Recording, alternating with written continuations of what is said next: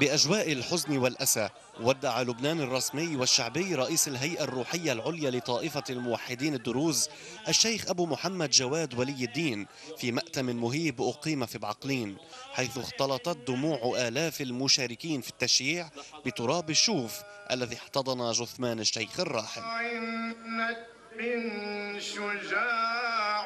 وزير العدل شكيب قرطباوي مثل رئيس الجمهورية ميشيل سليمان، كما أوفد رئيسا مجلس النواب والحكومة الوزيرين غازي زعيتر ووليد الدعوق لتمثيلهما، كما حضر كل من رئيس حزب الكتائب الرئيس أمين الجميل والوزراء وائل أبو فعور وغازي العريضي وعلاء الدين ترو، وشارك وفد كبير من القوات اللبنانية يتقدمه النواب جورج عدوان وستريدا جعجع وإيلي كيروز، بالإضافة إلى النواب وليد جنبلاط وطلال إرسلان ومروان حميدي وأكرم شهيب ومحمد الحجار ممثلا الرئيس سعد الحريري وفادي الهبر، وذلك في ظل حضور سفراء وشخصيات وحشود درزية من سوريا والأردن ودول الاغتراب.